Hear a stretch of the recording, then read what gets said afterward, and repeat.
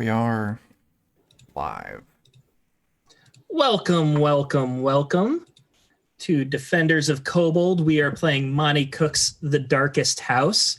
And I am Steven, the DM. These are my hapless victims. Say hello, hapless victims. Hello, hapless victims. Hello. I am a victim. Yeah, I'm waiting Same. on you, Jake. I got to get a hello from everyone before we move on. It's okay. in the rule book. Well, tonight we are continuing our adventures in a haunted house. This is episode 4. If you guys don't know what's happening, what's wrong with you, you should be on Defenders of Kobold's YouTube channel watching our back episodes. But just a quick refresher, because you're not going there now. You're staying here with us watching. Our 4 victims here are childhood friends who have been traumatized in their youth. They spent years and years trying to get over that trauma just to be thrown back into a haunted house together. And they are now grappling with what their lives, what they've done in their lives to deserve this kind of treatment. The last session, they were in a very brutal combat. They were fighting a trophy deer head on a wall. Chuck's character, Harold, was punctured by several antlers. There were many shots fired, many shots missed by both James and Wayne there. And then they retreated from that room just to find another antagonist coming for them. Some sort of monstrous paternal figure yelling verbal abuse at them and swinging a belt wildly.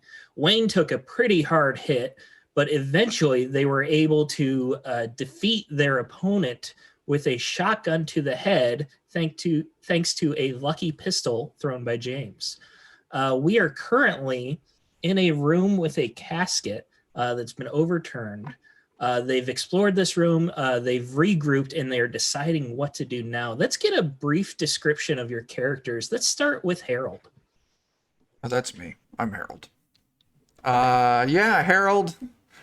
He's the, annoying wet blanket motherly figure of the group. He's a therapist and very, very into wine. Yeah. Very into wine. James. James is a former Little League baseball wannabe superstar who got injured as a child, and so he now works at a cannery and plays frisbee golf on the side with his work buddies. But you're not as good friends with them as you are with the people in this room, right? Exactly. I mean, those guys are just, got to do something. All right. And Stephanie, sorry, trying to go around in the circle here. Stephanie, she is the one who had the trauma that really brought us all together. My brother went missing, is dead.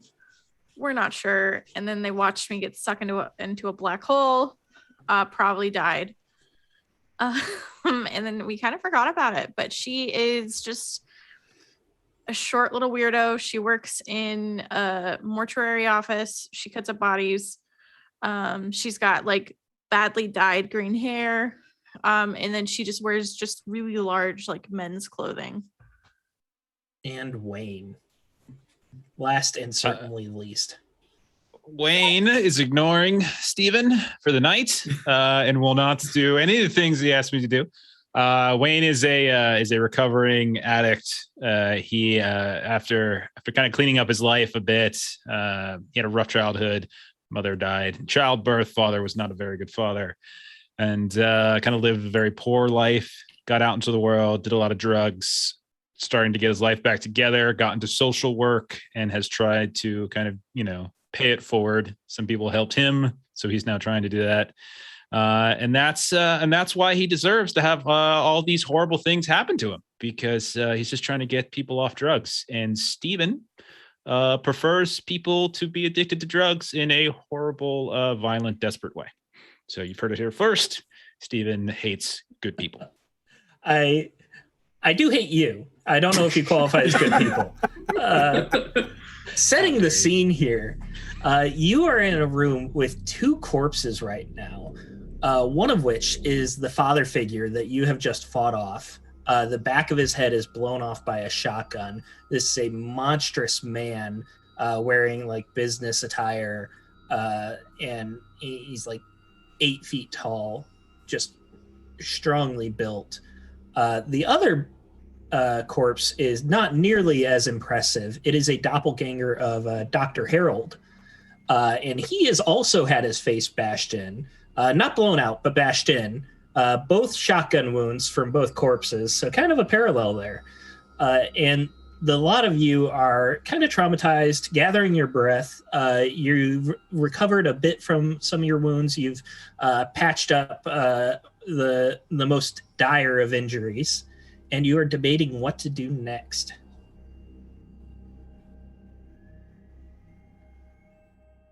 I'm not sure which direction to go. Forward's not an option because that deer, I can't contend with it again. And I'm not that's sure. creepy. I mean, I don't remember seeing another path we could have taken if we follow back. I thought there was a different path we could have taken. Yeah, we back in the hallway before we found the trailer. Mm-hmm. Yeah. But I would vote for that option. I would rather have to contend with the unknown than that goddamn deer again. That made me feel like a wine cork how he punctured me.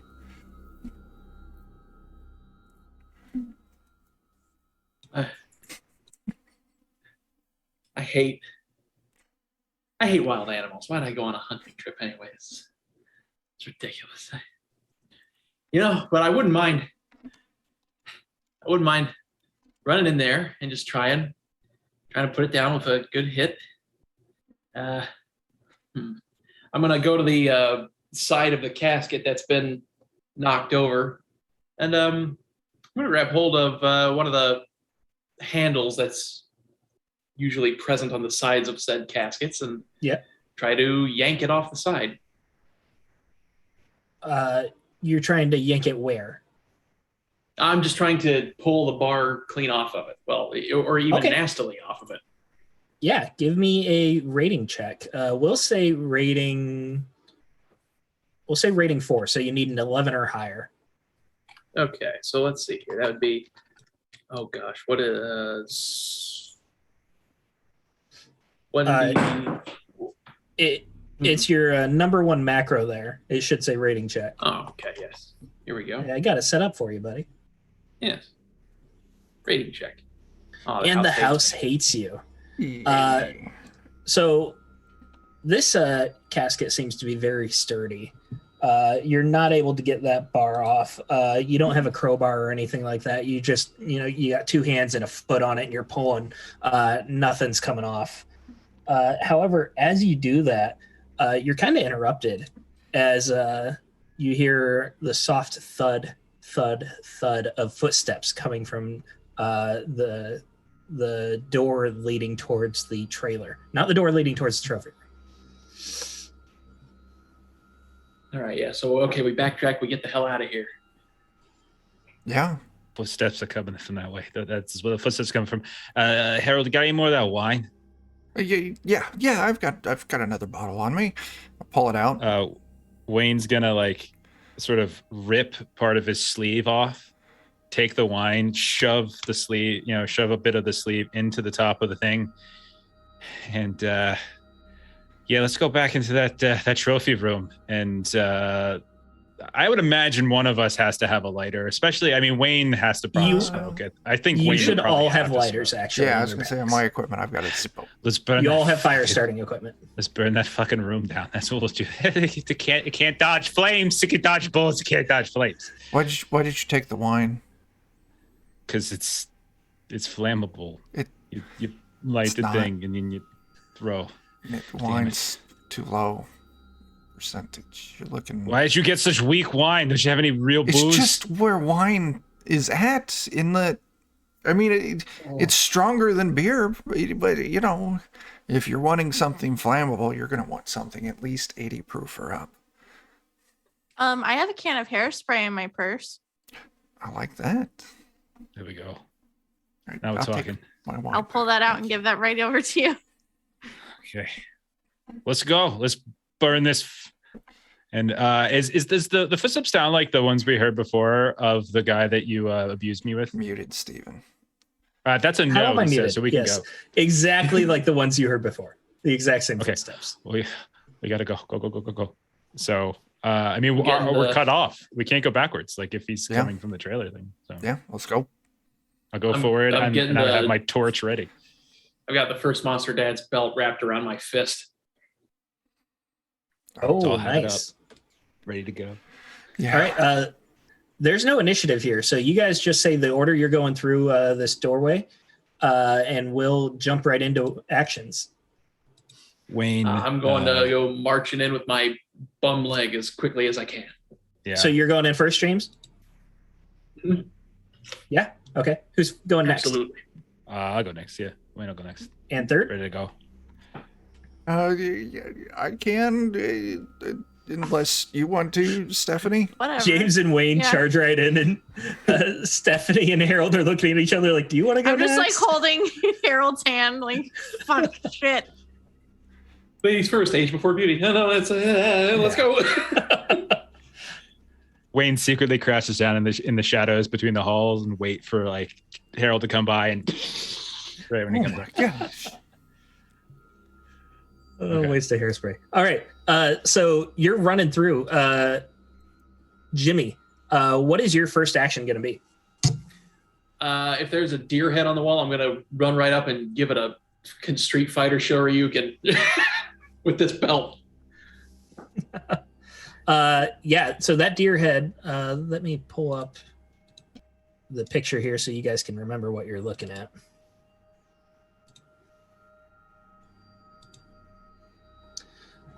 So you walk in, and this is the angle that you're looking at. You're coming from this side.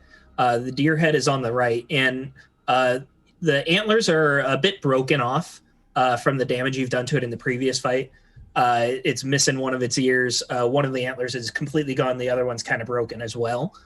And as soon as you go in, James, that deer just it comes back to life right away. And you said you're running up and just trying to whip it with the belt. Oh, yeah. I'm coming at it with a leather fist right to the face. All right, so because you're just coming right through, it's not going to have a chance to respond because you were coming from the other room ready with a purpose. So go ahead and roll your rating attack here. Oh, hell yeah. Oof. It's brutal.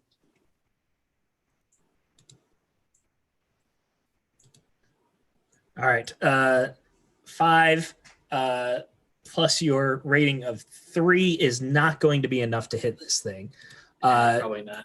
So as it's like shaking to life, you're coming through and you're swinging the belt, but then an antler swings your way and you have to dodge out of the way. Otherwise, you're going to take more antlers to the chest, and that just kind of completely negates your hit. Wayne, what are you doing behind? I'm gonna torch it as best I can. I got the hairspray, I got the lighter, and I want to just try to torch this thing. Yeah, that's going to be... We're going to say it's an improvised weapon. We'll say it does damage 5, but you're going to use your normal rating to hit. Okay. And I'm going to So say yeah. you have Boon, too, because that's like an area effect. So go ahead and roll with Boon. All right. It's a 9 plus 3, so what? 12. Adding your 3. I'm Yeah, sorry, 12. Let me check up. It has a rating of 5. 5 plus 7 is 12, so you get it. Okay. Awesome. No, Nice hit. I'll just like make a hole. As I'm just. And roll damage for me. What do you want to roll? You have the Just damage D6 or- macro. It's a d6, yeah. All right, D6. 3 points of damage. 3 plus 3 minus its 5. So you're doing 1 damage.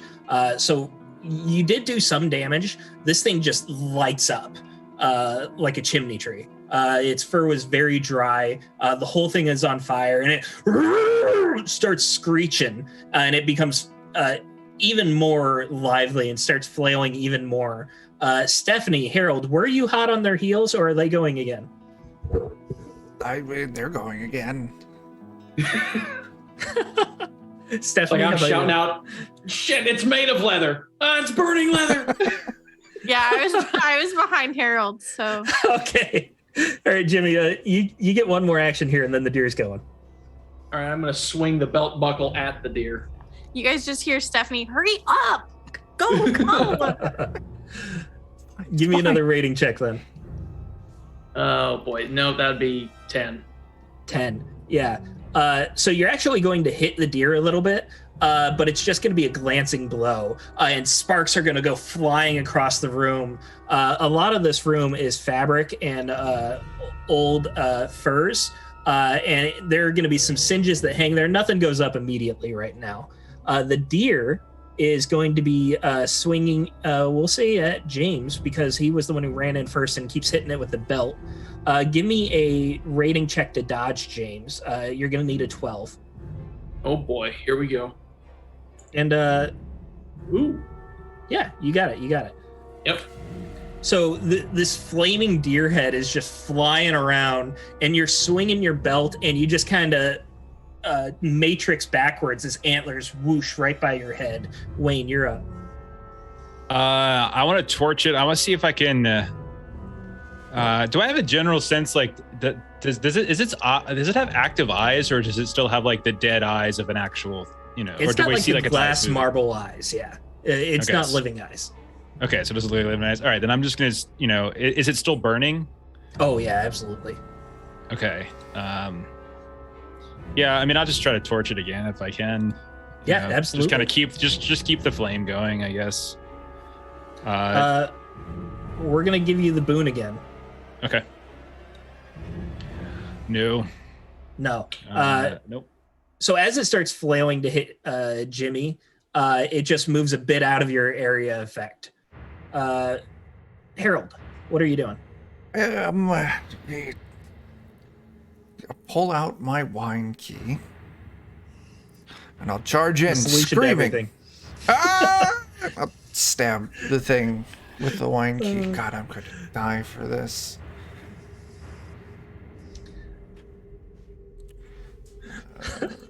Let's get a rating check. You need a 12. I got a 10. 10. All right, that's not quite an... What? Does he get a rating 4 from this? From his Oh, for my wine? sommelier. wine? Yeah, we can give you a rating 4. So Okay. you got 11. So you still don't hit. Your wine key... you're coming in, and you forgot to open your eyes as you were aiming. And the antlers just kind of glance and hit your arm.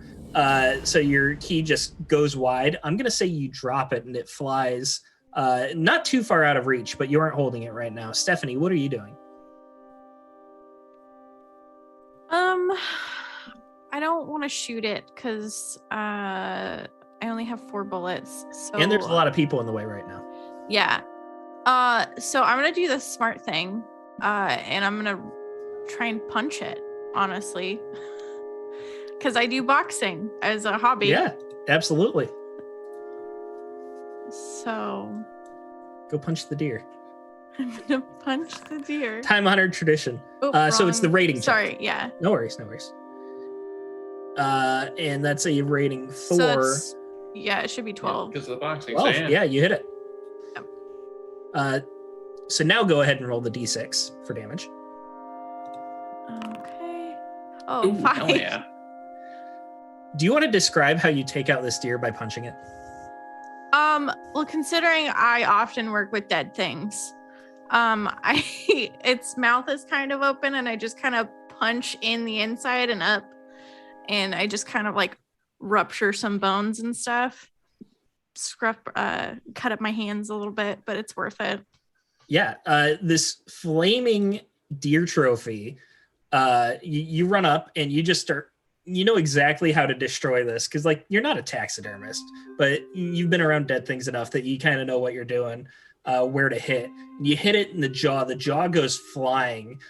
Sparks go flying with it because this thing's still on fire as you're punching it. The head just rotates in a sick fashion. You hear it crunch, and it just falls down. The head is almost entirely 180 as it's hanging off this wall. Definitely dead. Nice. I'm beating this sucker with the buckle of this belt. Wait a second. Hanging on the wall? It's still hanging on the wall. Yeah, the neck would grow to reach wherever you were in the room. Oh, okay. Okay. I don't think I got that. Yeah. So this room, it's filled with trophies of years of hunting. You smell the burning hair. There's a little bit of smoke starting to fill this room, but nothing much. It's not like you guys can't move around or anything like that. It's definitely a room of death. It represents a taxidermist's pride. Animal heads are mounted all across the walls. Smaller stuffed beasts are displayed on tables as well as the floor. Remember, there are a pair of hunting rifles above the fireplace, which is dark and cold. And then 2 bearskin rugs lie upon the otherwise bare stone floor. Go get me a hunting rifle. I think just systematically, one by one, I'm going to be cracking the skulls of each of these stuffed animal heads. You know what? Once I have that hunting rifle in hand and I'm feeling a little braver, I'll join you and bash them in with the butt of the rifle. Are there any rounds in this rifle? There are none in the rifle, no. However, the room, if you want to start searching it, does have a lot of nooks and crannies. There are cabinets, tables, that kind of stuff. Yeah. Or you can spend time bashing stuff in first. I want to bash for a little bit and then look. All right. So once you bash in the first one, I'll grab the other one and start using that one to bash them. So James and Harold both have a pair of hunting rifles, and they're both on bashing duty. Stephanie, Wayne, what are you two doing? I'll search. Wayne? Yeah, I'm kind of interested. Like this is like a fireplace mantle. Is there like on the left side as we're going in behind the warthog? Yeah. That's the fireplace, and then the 2 rifles are hanging above that. I want to see if they've been taken by. Yeah, I want to see if there's anything inside the fireplace, or if there is like a chimney space that crawls up or something like that. Yeah. Give me a rating check, both Stephanie and Wayne, for you searching here. We're going to say rating 5-ish. 10. 13. And the house invites me in. Ooh, and the house hates Jeff. In this game. So you're going around searching. Wayne, you're specifically searching the fireplace. Stephanie's doing a more cursory search of everything. As that's happening, James, you drop the belt to get the hunting rifle. And Stephanie, you're going to notice that the belt disappears. It's just gone.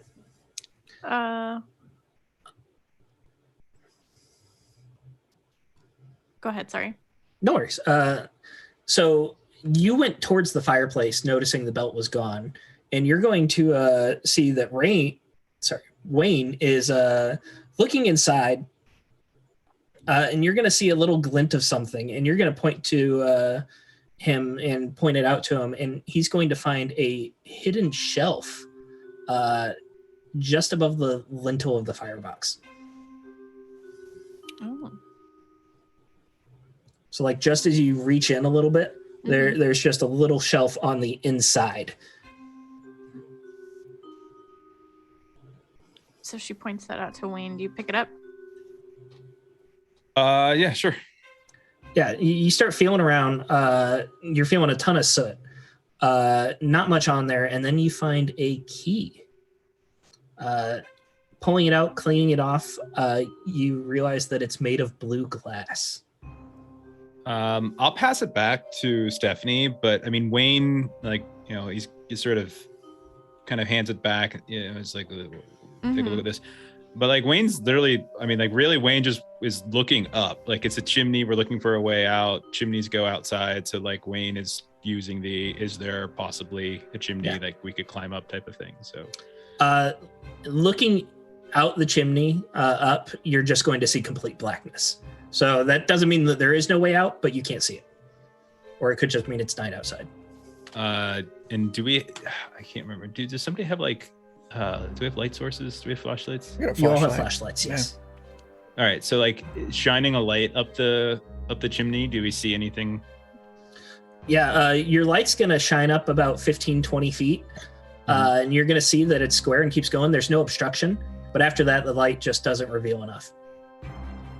I mean, I don't know what you guys are thinking, but chimneys, I never had one. We lived in a freaking trailer, but chimneys go to the roof. Roof is outside. It's got to vent stuff. Maybe we try to climb. I don't think we would fit up there. Of course, I've never looked up a chimney, but I mean, is there enough room for us to actually try and climb up that? You know, I mean, Santa comes down it, so I don't know. It's a tight fit, but theoretically someone could squeeze through. If someone's a little more portly, they'll have a little more trouble. Wayne's a thin guy, so. Trying to look at my notes, see if I remember. Yeah, Actually, I think climbing Wayne was like it would be below average height, skinny. A physical challenge, unless you like specifically know how to climb in tight spaces like that. But like you can wedge your back and your knees forward, but it's going to be, tiresome unless you've practiced that. Also, Stephanie, as you were searching the rest of the room, you didn't just search the fireplace. You found 10 cartridges for the rifles. Nice. I'll give each of the guys 5. Nice. Thanks. Oh, neat. Thanks. I'll pocket the rounds and then I'll baseball crack the tiger's head off the wall. Stuffing flies everywhere. The deer is still smoldering. What else do I get from looking at the key? Nothing really stands out other than it's very strange that it's made out of glass. Mhm. Most keys are metal so that they're more durable. Got it. Okay. Do we remember? I'm trying to. Would my character remember if we came across any odd keyholes? You have found a couple locked doors. The most recent of which was a very small blue door in the casket room. And before that, you found a rather large double door that was very ornately carved and locked as well.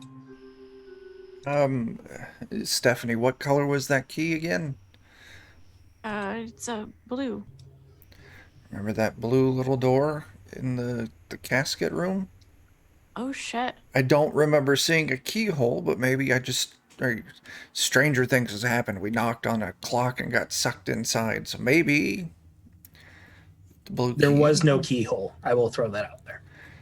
Maybe, Got it. Okay. just poking it or bringing it nearby. I don't know. I mean, it's either that or because there is a door in this room, right? Another door. Yeah. Yes, on the opposite side of the room. I mean, it's that or I think climbing up the chimney would be a good idea. I'm just worried about our actual capabilities to do so. Because if you could get on the roof, maybe you could call for help or find... Or you could slip and break your neck like Kate's dad did, and I'll smack another head. Yeah. I mean, I've seen Spider-Man. It can't be that hard. And I mean, honestly, if I fall and break my neck, then hey, you guys got more shells for the guns, right?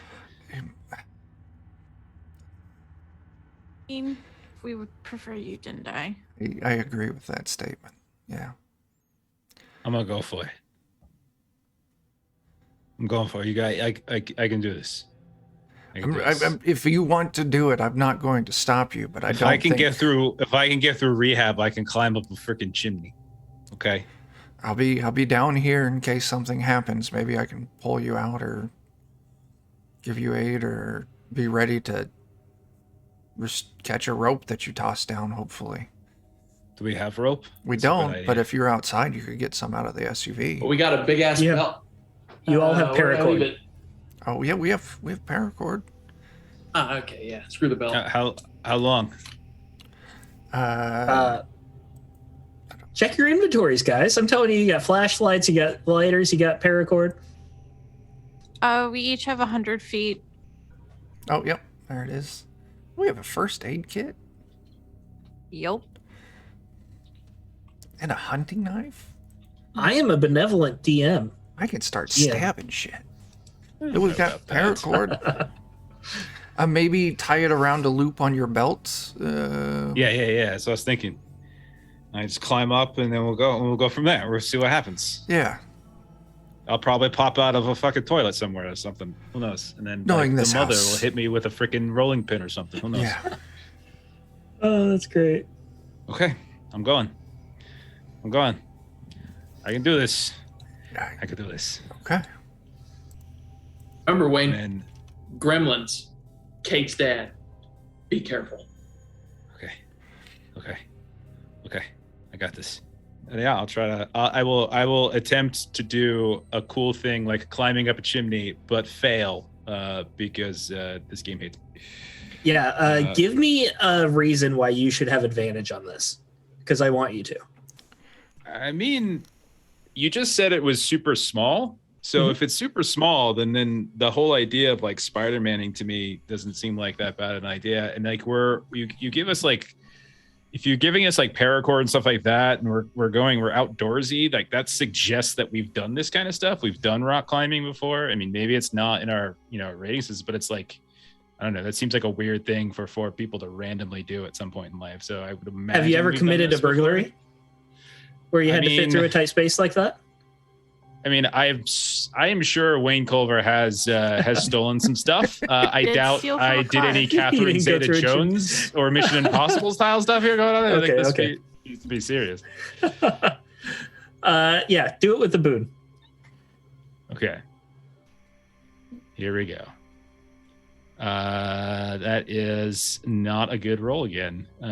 So let's see, 10 total. 10 total. All right. So you wedge yourself in there. Instantly, just soot comes down on your face. You're coughing, choking. But you power through because you're ready to get out of this fucking house. You wedge your arms forward. You lift your knees up as much as you can. You can't quite get 90 degrees, which you would prefer to like really put pressure, but you're close. And you just start inching up slowly. The rest of the group, you're watching this paracord run out. You're seeing his feet slowly disappear. A couple times you shine your flashlight up there just to give him a little bit of light. Not that it gives him much after a couple feet. He's blocking most of the shaft, so it doesn't go past him. You're really just lighting up his butt for your own ability to see how far he's gone. It's pretty nice, but Hey, thanks for those bits, Captain. Some good viewing. Hey, Captain, thank you. No, this might not be a good time for comedy, but right now we could say we're blowing smoke up his ass. I just... It's good to relieve. I'm going to check out that laughing, cabinet in the corner falls. there. Oh, it's hilarious. Lies dead, neck broken. You were right. You were right, Wayne, you're making great progress. It's slow. It's excruciating. Your muscles are cramping. But you've gotten at least 20, 30 feet up. As far as you can see, no end in sight. But you're still going. It's tiring, exhausting, but you're not ready to give up yet. You keep going. At this point, it feels like you've been doing this for a half hour, inch by inch by inch. You're really fighting for this. Eventually, you hear a call come down from below you. The paracord's run out. You made it 100 feet. Okay.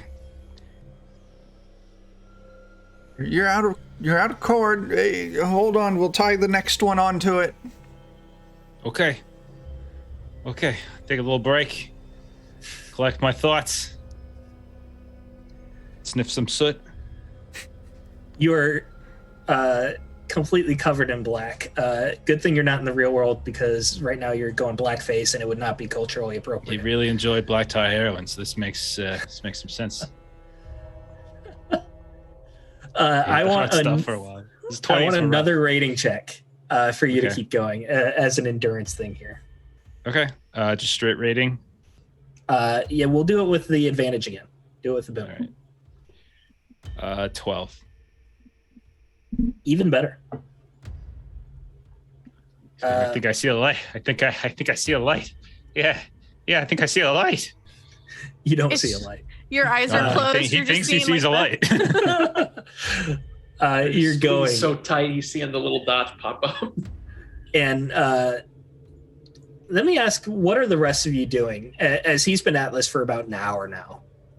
I'm checking out every nook and cranny of this room. Like that looks like a cabinet in the corner there. Definitely checking that out. I'm moving the bearskin rug, seeing if there's anything under there, like a trap door or something. Nothing that Stephanie hadn't already uncovered. The only thing really of value were those 10 cartridges.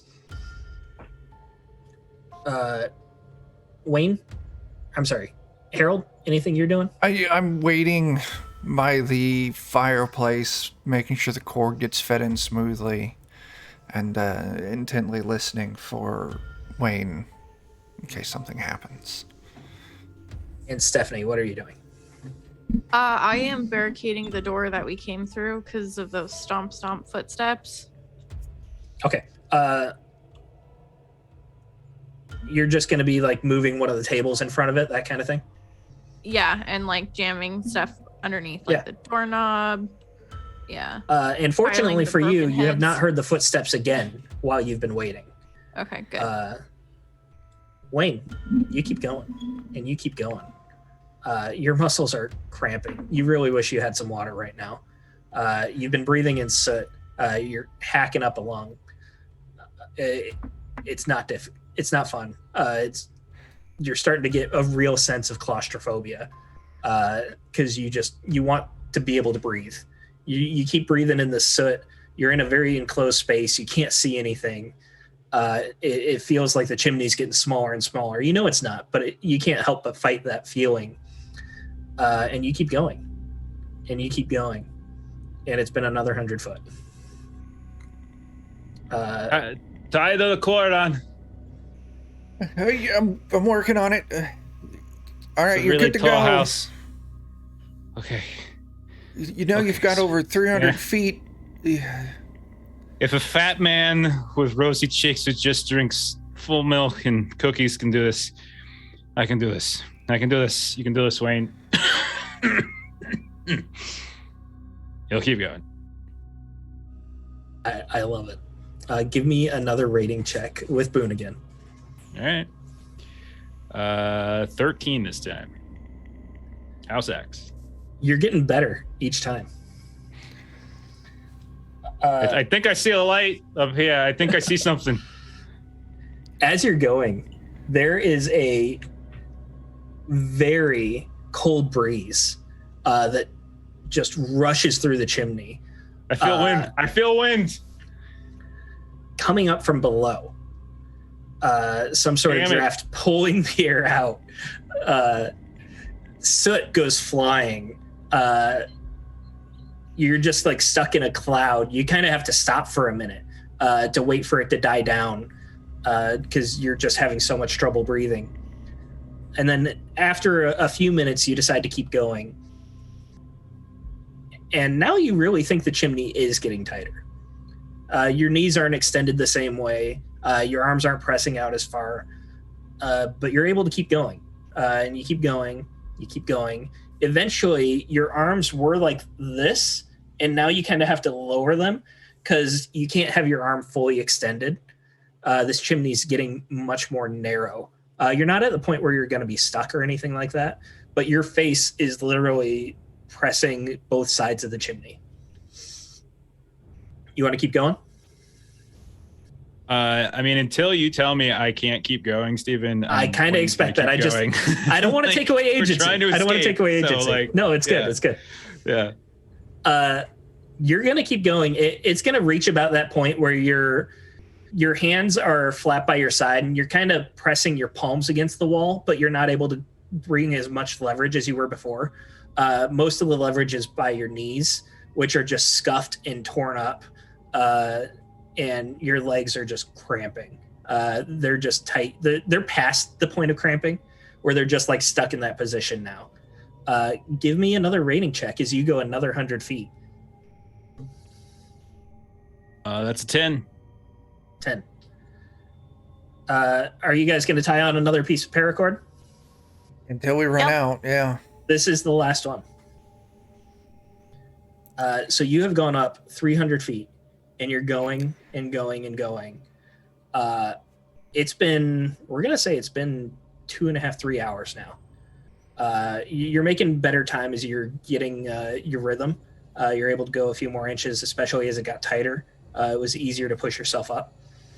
But you've been in this chimney for a long time. Give me a mental rating check. We'll say difficulty 4, so you need an 11 or higher. No boon this time. This is just for you to deal with the claustrophobia. 10. It's a fail. That is a fail. How are you dealing with this claustrophobia then? I mean,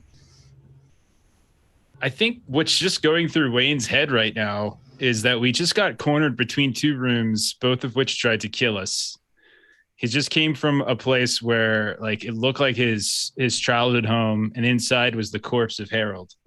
I really genuinely feel like there's nothing else in Wayne's mind than just like he truly honestly believes, rightly or wrongly, that this is the way out. Like this is the first time we've seen anything that might lead outside the exterior of the house.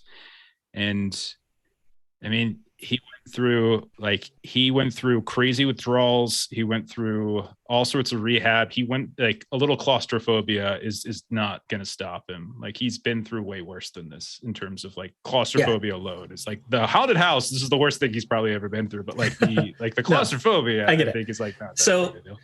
So what Wayne ends up doing then is that he takes that like slight mental break that you just had. You're not rolling damage. You're not taking an injury for this or anything. But you're kind of losing that battle because you've been fighting this for a couple hours now. And you're going to take that and just start scrambling as fast and as hard as you can to get even further up. Going faster, whether it cuts your nails, whether you rip a nail out, whether you tear your clothes, you're just trying to get up this chimney as fast as you fucking possibly can. And because of that, you slip. And you start down sliding.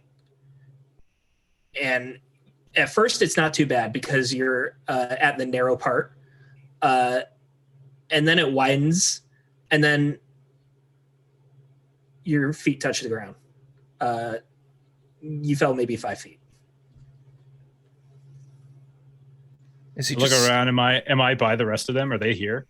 They are right there. You have 300 and something feet of paracord at your feet. But from falling, it felt like you only got 5 feet up. Am I covered in soot? Oh, yeah. Okay. You're filthy. But that was a very rapid descent. Are you okay? Yep. He's just gonna plop down, like defeated on the ground. I'm fine. Okay, water. Never mind. Can you say wine? I do remember. Are you sure that's something you're interested in? You are, I'd hate for you to throw away all the hard work you've done for your sobriety. It doesn't matter, man. Just let me see the damn freaking box. It's not a box. I mean, that's just offensive. You don't have to be a dick about it. Wait. God. I'll open it up and hand it over. My last bottle of wine. You take a look at it, and I throw it against the wall as hard as I can. And that's You. I feel better. I feel better. I'm glad you feel better. Okay, everything's fine. It's good. We're fine. Let's bundle our cord back up and let's go through that door over there. Sure. Yeah. Let's get the hell out of here.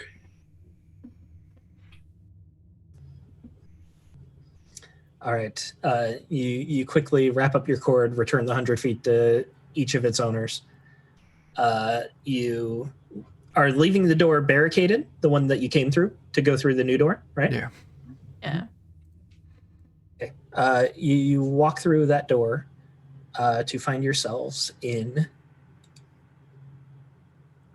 the library that you have already explored. This is the one where the books flew off the shelves and were pummeling you, bruising you. This room. You went through the door on the top of this map, and you just came out the door at the bottom of the map. So we need to go, or we haven't gone through the door on the right of the map then. Correct. Or you could continue to backtrack to the left. Now, is this the room? Is this room in the same state it was in when we left it, or is it back to normal? Good question. Let me check that. It is back to normal. All the books are hell back yeah! on the I'm raiding shelves. I'm raiding that desk for another gun. The books are back on the shelves. However, there is not another gun. You go through the desk. You pull open the drawer. There is no extra revolver or ammunition. Ah, shit. All right. Yeah. Quite that easy. If you think we need to go through the door on the right, I would agree with that. Back you on that. Yeah. Okay. Yeah. Let's do that. Let's just get it out. Let's get out of this room. I don't like this room. Got my eye on you, and I'm pointing at the bookshelf. Yeah, that thing fucked us up. Yeah. All right. So you open the door to reveal a short hallway. It's an arched passage, and there are stairs that go up immediately. Only about 5 or 6 stairs before it levels out. Going up the stairs, passage is about 30 feet long. It's 12 feet wide. It's rather large.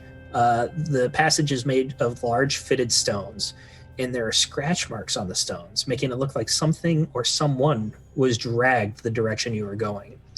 The air itself smells of like a cool night's breeze coming from the direction you're going as well. You get a nice little whiff of fresh air. It's fresh air. I think that's the direction we need to go.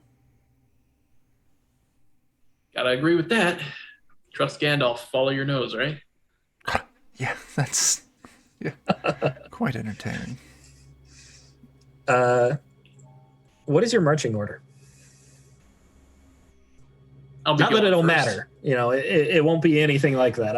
I'm curious, I'm sure. I'll be going first with gun ready. Yeah, I'm voting for I'll do second that or for third. Yeah.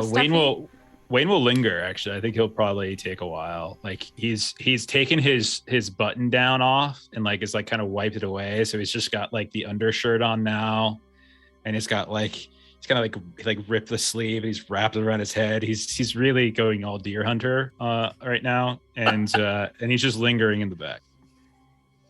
Go ahead, Stephanie. I'll watch out back. Don't worry.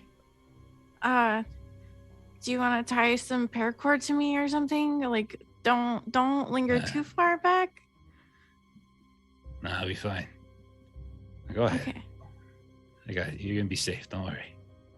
We're gonna die here, aren't we? Why do you think we're not already dead? I mean, I guess. You think we're gonna find Rowan? I don't know. I don't know anything anymore. I don't know. I don't think we deserve this. Is what I'm saying. But I guess I guess deserves ain't got nothing to do with it, right? That's like that one movie, whatever. Anyway, guys, just go ahead. You'll be fine. Catch up.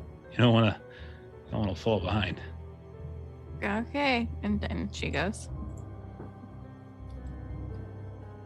Wayne, do you still have a firearm? And how Yeah. does the rest of the group feel about that? Be damned if Well, I'm so brave enough to As long as try and I've take got it. one now, I'm cool with it. Yeah, you think I'm taking that shit? You crazy. All right. Harold, you said you're going first, right? No, I said No? I'm going for second or third spot. Second.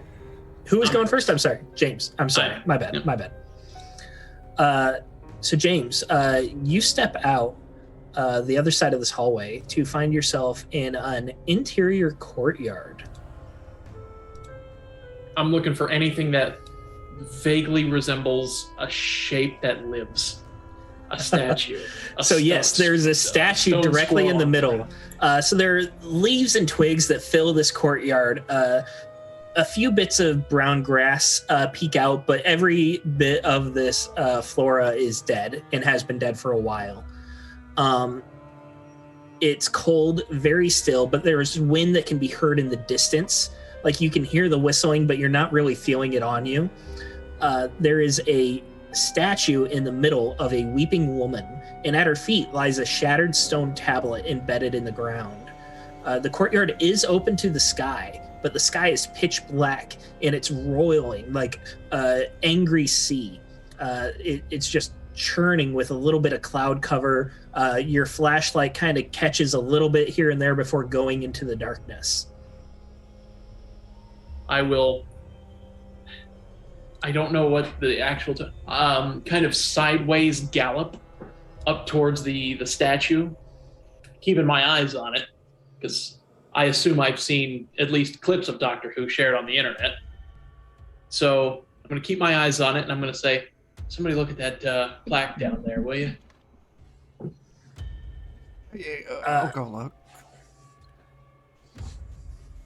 How far behind are Stephanie and Wayne right now? Keeping in eyesight, a couple feet. So James, you're going to go up to that statue. At the stone. If I even feet hear is like soft sobbing coming from this thing, I'm putting it out of its misery. no sobbing, no movement whatsoever, no noise. The stone tablet at its feet once bore the image of the sun, but it's now shattered to pieces. That is the only real thing of value that you notice around this statue, other than it's a weeping woman.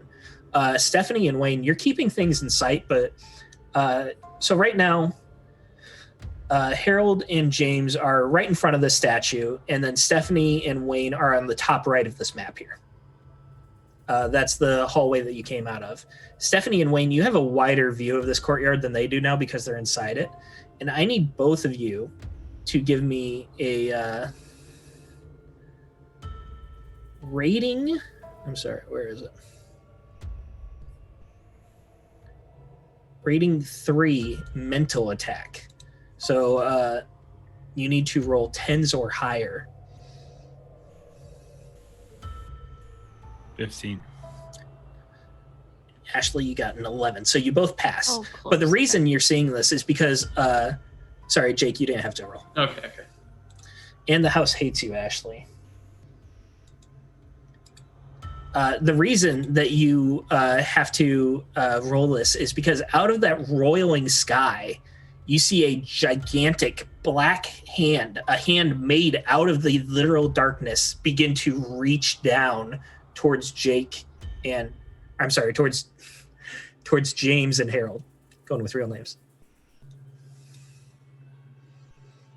What are you guys doing? They don't see it. Scream. Yeah. Yeah, I'm screaming. Jimmy, get down, get down, get down.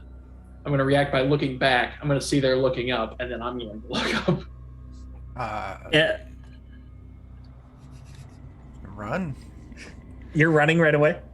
If Yeah, they start Stephanie's just screaming, yelling, I am not gonna. No, I'll run. Perfect. Run towards them. I'm gonna cling to the statue and try to hold the rifle up on the crook of my elbow here and point it up at the hand. Yeah. This hand is reaching right towards you, James. And it's going to, it's pure darkness. Like, it doesn't look like it has a physical form. It's going to reach, it's going to grab through the statue. Give me a rating 8 check as you try to avoid its grasp. Rating 8. Ooh. So you need a 15 or higher on this. That is not. I'm running this by the book. Just want to throw that out there. Ooh, that's brutal. 12, and the house hates me. 12, and the house hates you. Oh, good. All right. All of you are going to get one action. As this hand reaches out, it goes through the statue, but somehow it manages to hold on to James, and it's just crushing you, James, and beginning to pull you out. Your feet are lifted off the ground. You tried to hold on to the statue, but they're just, the marble was so smooth and mossy that you just your grip immediately was ripped away. We'll start with Harold, because you were closest there as you were running away. Now that it's got Jimmy, I spin around, all action movie-like, and I take a shot at the forearm of this giant hand. That way I don't accidentally hit Jimmy. It is moving. It would be difficult to not hit Jimmy. You can try it. I'm not going to say you will hit Jimmy, but there is a chance. All right. If you're going to hit me in the head, please. You got it. As fast as possible. Just make it quick. I got a 10. You got a 10. Your rifle shoots exactly where you aimed it. Nice. You nailed it. However, it has no effect. This hand is made out of pure darkness, and you don't even see what happens to your bullet. You just see it go through and then assume out the other side, but you can't tell. Stephanie, Wayne, you see that rifle shot. You see it has no effect whatsoever. What are you guys going to do? Wayne would like to run and try to jump and grab Jimmy's legs. Okay. You're not going to need to do a rating check for that. He's not quite that far off the ground that you can't reach him. So you're going to be able to run up and just start grabbing. And that hand is so strong that it begins to pull you off the ground as well. Stephanie. I'll just say to him, like, you go, we go. Let's go, Jimmy. We're going for a ride. Fuck you, put a light on it. Put a light on it. Yeah, that's what she's going to try. Does her flashlight do anything to stop it? Stephanie, you pull out your flashlight.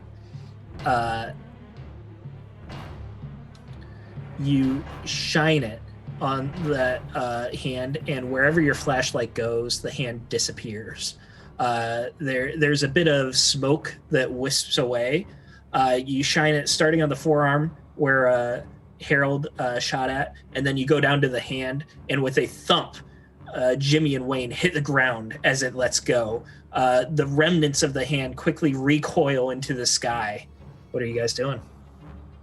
Shit in the brick. Yeah, wait for me to get off you first, please. Jeez. I like to think it's like that weird, awkward romantic fall where we're both like right on top of one another. Like, oh, you guys are like face to face. Are you okay? I couldn't face doing this without you. Give him a shut quick the hell up. Get out of here. That other not picture. That you have to. Yeah, I was about to say in the picture. Not that you have to, but if you'd like to, there are 2 ways out of this courtyard that you have not been to. One of them would be the opposite hallway that you came in, and then another one is that there are cellar doors in the middle of the courtyard leading down into the ground. This picture also has windows. Can we smash the windows open or try to smash them open? You can absolutely try, yeah. Yeah, I think Jimmy, or not Jimmy. I think Wayne. I'm not Jimmy. I'm Wayne. I think, or maybe. Or maybe. But yeah, I mean, Wayne at this point truthfully believes that going anywhere the house wants us to go is a bad idea. And so I think Wayne is constantly looking for other ways that aren't like obvious. So he's like, that's why he's trying to climb up the chimney. He's trying to break these windows down, like ways that the house doesn't want them to go. Like all these beautiful little doors and stuff. It's just them following him. So yeah, he's just gonna try to break the windows down to see if he can kind of go inside or something. Yeah, running up to the window, you're going to see that it has that same look on the other side as all the other windows you've seen, where it's just kind of like shifting darkness. You get a little bit of a light source coming through the window, but not much. And it makes it seem even more puzzling because these windows should be open to interior rooms. Like you're in a courtyard looking into the building, not out. So there's no reason for you to see that shifting darkness and light coming in. It's just the opposite of the way it should be. Taking like your shotgun or something like that and just bashing the window has the same effect as all the windows before. You break it, the glass shatters, and then you just find yourself a few feet away from the window and the window is perfectly fine. While he's doing that, Harold, what are you doing? I'm gonna go and check out the cellar doors. I mean, in all those years ago, we escaped from the basement through a basement window. That's a ticket. So yeah, I'll go. Yeah, you run up to them and you give them a good heave and they fly right open. There's a short flight of rough stone steps that lead down into the darkness.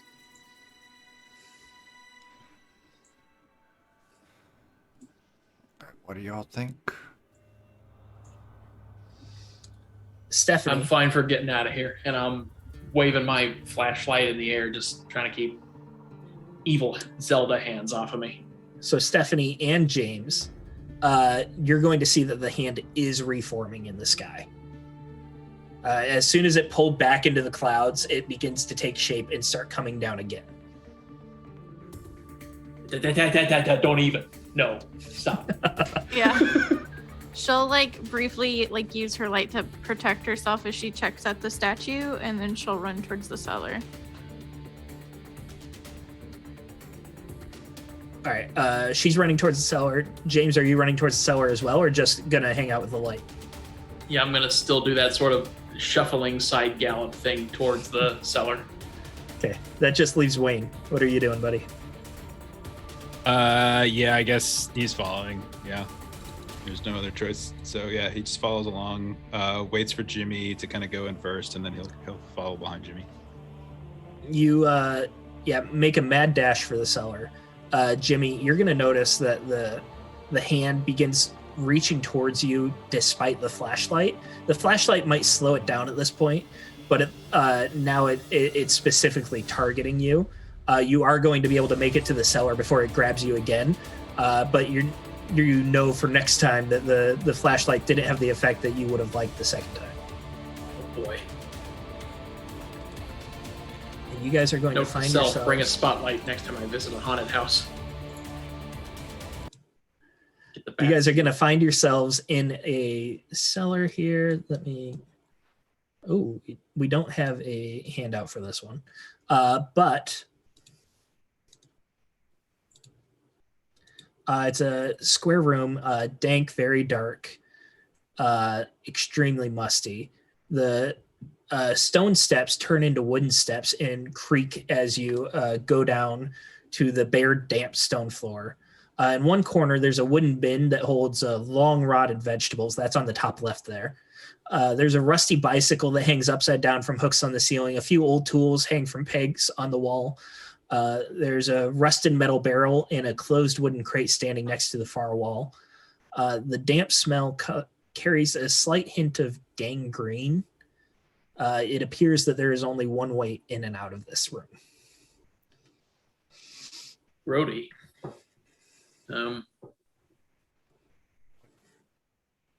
Dibs on the barrel, and I'm going for the barrel with the barrel of my rifle pointed at it.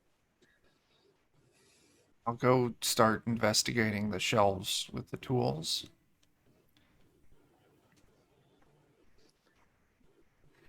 Stephanie, Wayne, what are you guys doing? Wayne's gonna go for a bike ride.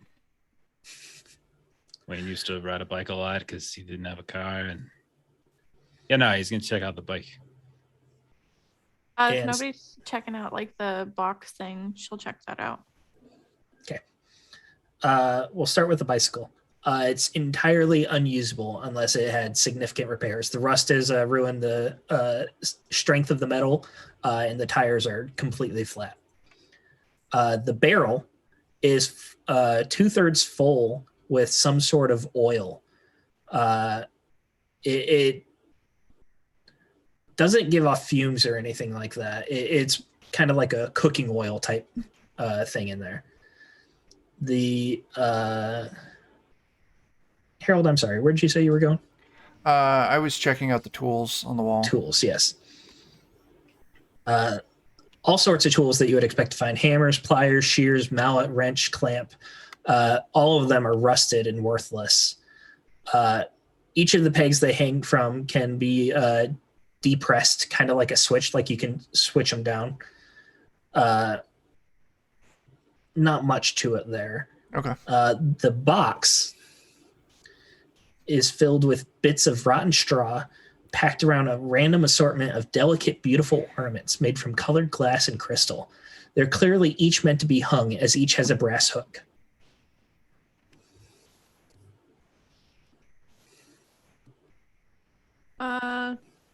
Does it look like anywhere in the room they should be hung? Like, is there any spot? Only real pegs are the ones on the tool wall. Okay. I'll take them over there and see if anything like does anything. Yeah. Harold, do you want to mess around with the pegs at all? If I see her doing stuff with the pigs, I'll follow suit. Okay.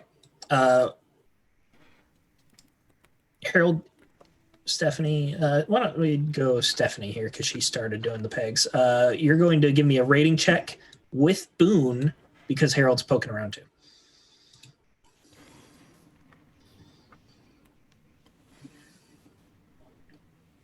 Oh, I should have rolled Boone. My bad. That's all right. Go ahead and re-roll the whole thing.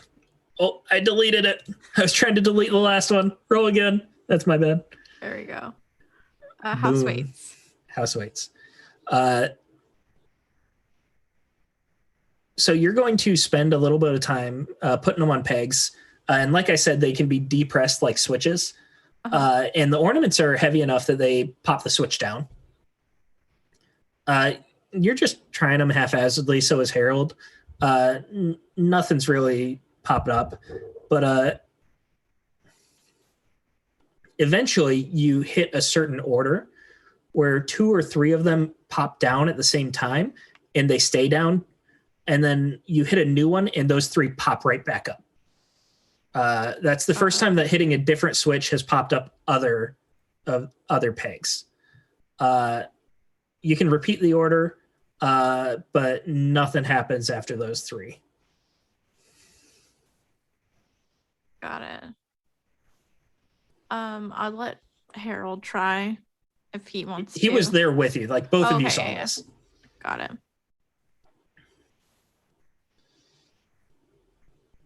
it. Wayne, you're good with puzzles, right? Apparently not. What do you need? Just, I don't know if you want to try this. If you do these, like these 3 go down, but if you touch like this one, it pops them up. Like they've got to do something. Okay. So Wayne has been trying to pull the spokes off of the tires, like just getting like the metal spokes as best he can, just kind of like pocketing them if he can get some of the spoke filament. And he'll come over and he'll take a look. I mean, he doesn't know what to look at, but so these 3 pop up and those 3 pop down. That's the idea, I think. I don't know.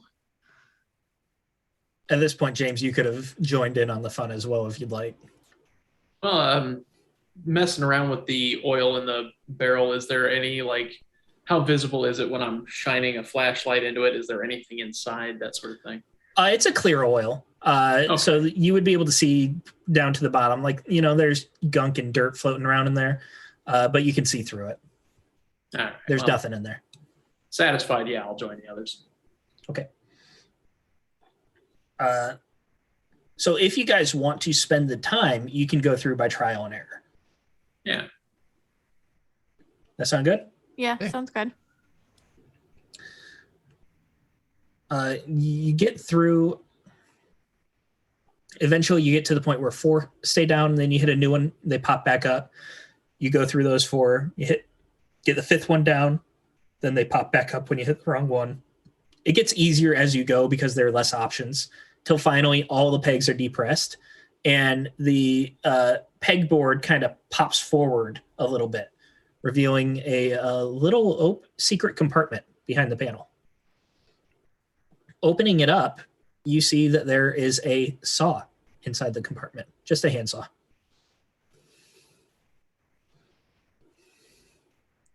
Is it rusted or? No, it's actually in good condition, unlike the other tools, but it's not anything fancy. It's just not destroyed or rusted. Their Okay. name or anything? I know a lot of carpenters like write their name on tools and things, like on the handle and things like that. Good question. There is no name on it. Saw. Can I like look behind? Is there like empty slats behind the stairs? Like, can we see behind it? There are not empty slats behind the stairs, no. Okay.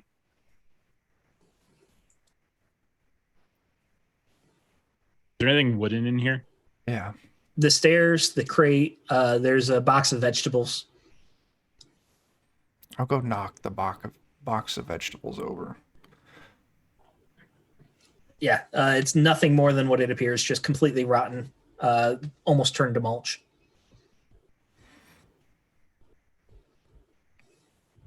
We can try cutting a portion of the stairs up, maybe just one, see if there's something underneath there, or maybe more stairs going down. Do it. Yeah. Must have the bottom stair there. I mean, I don't feel Yeah. like they gave us a saw for nothing. You would be surprised. Maybe we're not supposed to cut through the wood. And he looks down at his feet and his hands right now. You guys ever see that movie Saw before? Oh yeah, with oh god, what's his name? The guy The from dude Princess from Princess Bride. Wesley, Yeah, Wesley, that's yeah. right. That's Yeah. right. I was so high. when I- You cutting your hands or feet off with that saw is not as you wish. No, don't. You should not. Anybody want a peanut? No. Where'd you get peanuts? It's from the movie. It's from Oh. Princess Bride. I haven't. It's been a while. Anybody want a peanut? That's, Oh, who said that? okay. Which actually, Wayne, as you say, who said that, you do hear whispering. Oh, God. God damn it. I'm muting myself. Do I tell what the whisper say? Oh shit. Murder you, Wayne. They're gonna murder you. Wayne looks around like, you guys hear something? Kind of looks at their faces. You guys hear that? You guys don't hear that, do you? No, You guys no, don't hear that. No. no. No. What do you hear? just the wind, man. Just the wind. All right. Okay. Yeah. This could be like one of those things where I mean, remember the face thing? Could be like that, right? Like the face thing. Wait, we got to saw it. You want us Oh, to where my saw your face was coming off, and like I Right, couldn't. Yeah, and maybe- it was plastic, and a ghost told me that something's wearing your body. Yeah, maybe. What is it telling you, Wayne? Just giving me some friendly advice. That's all. Just a little friendly advice. I don't think any advice down here is friendly. Not even ours, especially not ours. Well, if we're not going to saw something to bits, I say we go. Yes. Wait, me back to the library? What are you kidding me? Back through that creepy courtyard. Yeah. Did you Jeez. did you look at the statue at all, Jimmy? Yeah, it's this mossy, creepy lady with the face covered. What was that at the base of it though? It was like I think it was a sign basically saying whatever's up there doesn't like light. It was like a placard with the sun on it, but it was broken. Got it. Okay. While you guys are Uh, having this conversation, Wayne is just like taking turns, just like staring like at each of you intensely. Wait, knock that off. This is already Knock what unsettling enough without you losing your shit. I haven't lost my shit. And as he says that, his face is covered in soot. He's wrapped one of his sleeves around his head like a bandana. He's wearing what basically looks like, like an undershirt that's got soot on it. Like his shoes are untied. Like he's got bicycle spokes sticking out of his pocket. I feel fine. I feel fine, Harold. You stole bicycle spokes? Yeah, I said I wanted to snatch some bicycle spokes and put it in my pocket. Gotcha. Yeah. I didn't hear this. I'll notice the bicycle spokes and I'll be like, hang on a second. And I'll go to the bike and I'll start like examining it thoroughly, like looking under the seat, checking in the handlebars just for anything. It's broken, Jimmy. Well, right. I'm not trying to write it. I'm looking for like, I don't know, like a baseball card with a clue on it or something. You don't trust me? I looked at that for like 5 minutes. You trying to say I can't find? We trying to say? I'm saying you might have soot in your eyes. Oh, I see. So that's how it is. Stephanie just like Okay. pats like Wayne's arm, like it's okay, it's okay. Oh, hey, Stephanie. Hi, Wayne. How you doing? I really want to get out of here. Okay, we can go. All right, so we gotta go through this creepy courtyard. You're gonna kill someone. I like playing Psychopath Wayne. It's very fun. It's fun to watch. Really James, to answer your question, there is no further clues from the bicycle. Told you so. I'm just going to kick the bike and throw it on the ground. It's Hey. stupid. Hey. What? Nothing. Never mind. The hell you mean? All right. Yeah. I'm getting my flashlight. I'm going to sprint back to the library. Stupid books. Should I go a different way then? I think we should all stick together. Oh, you're not talking to me, are you? What? Never mind. No. Never mind. Right. Wait, were you talking to me? No, he was talking to himself. Yeah, no, I was talking to Stephanie. Hey, Stephanie. That's Ashley laughing, not Stephanie. Oh, I freaked out. Okay. What's the plan? Are Yes, we we're following Jimmy? Jimmy, you said you left already, right? I'm waiting at the top, staring, or not at the top, but like, just like at the threshold of the cellar door, like looking up into the sky, like, where is it? Well, let's go You're to going to see the churning clouds, but you won't see a hand formed yet. Let's go to the there other... another way? Yeah. Yeah, in the library, right? No, there's another passage beyond the courtyard. There's another one. There was the way we came in from the library. There was the cellar door. And there was the other door. Okay. Yeah. We shine flashlights in the air and we make a break for it. Kick our way through the door. Good to go. All right. You guys are going to form up. And when you're moving briskly, you're easily able to get to that door before the hand forms and reaches down, especially with the flashlights helping slow it down. You are going to see it coming down for you, but you're not going to be in any immediate danger. It's not able to reach you fast enough as you are moving with a purpose. That door is not going to open to a hallway, but to a stairway going down. It's going to be about 4 steps, and you're going to find yourselves in a long gallery with white walls bearing several painted frames. Do any of them have deer inside of them? Good question.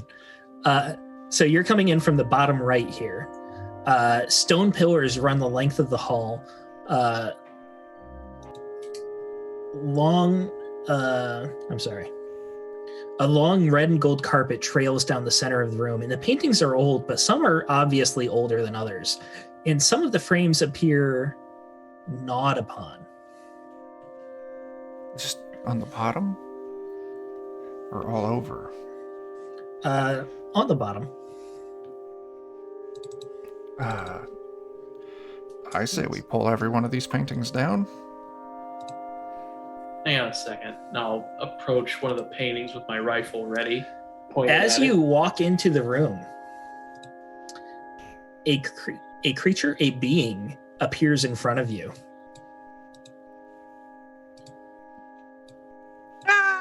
What? This is a sinewy human of indeterminate gender, and rather than a normal head, they have a large animal skull with wide twisting antlers, and in the end they're so twisted and weird that they can't possibly be real antlers. They wear strikingly strange but skin-tight clothing, and with a purring voice it says, "Are you a fan of art?" God, I love art so bad. What's up? It brings that cigarette up to the mouth of the deer head. It has no lips to form, but you can see that the smoke is inhaled and then exhaled as well. And it walks up to you, James, with a, like, almost sensuously. Each movement, it seems like it's part of a choreographed, albeit very slow dance. And it just trails out one hand with two fingers, and it walks around and behind you, and it lets those fingers drag along your shoulders. So which of these catches your eye? Let me take a look at him. I will continue approaching the first painting I was walking towards, directly across from the door, and I will have the barrel of my gun pointed straight at myself.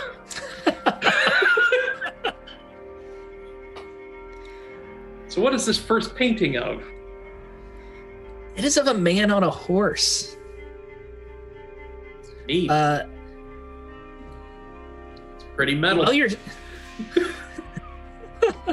It's like the Headless Horseman, but with a head.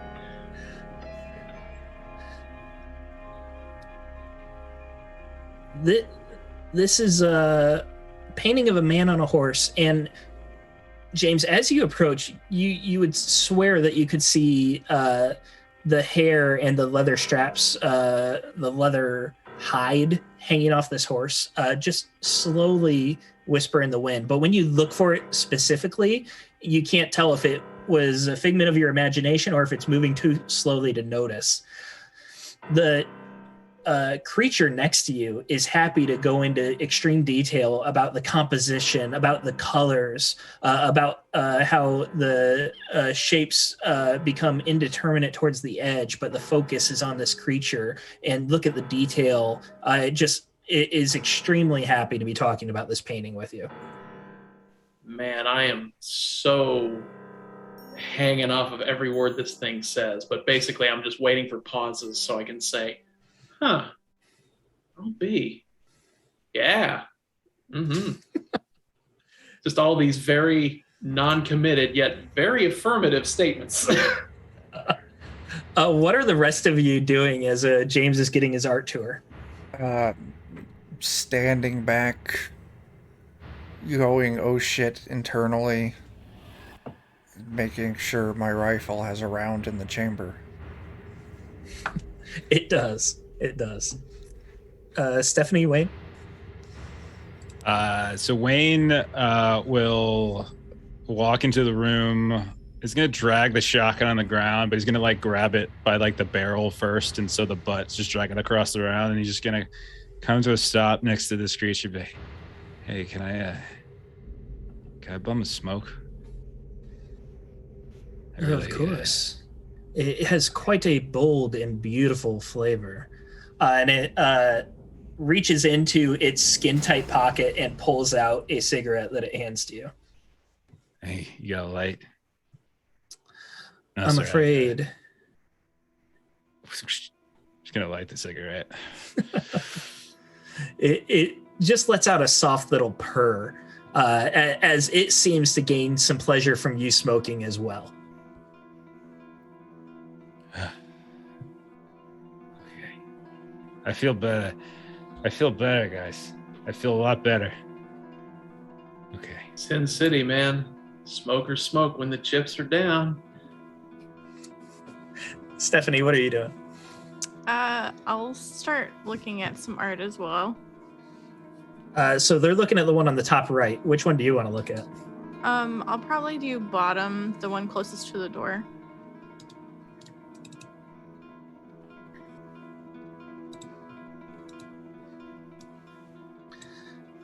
This is a painting of a pyramid and a shrike descending. And as you approach it, you feel the arm of this creature on your shoulder. Oh, that is a beautiful one. The mostly gray tones, but the dark bird of prey swooping down at the viewer creates such a sense of danger, doesn't it? Stephanie's like, uh-huh. In the bird, with the movement, the detail, it makes you want to reach out and touch it. And it just like slowly moves a hand towards, but then pulls back.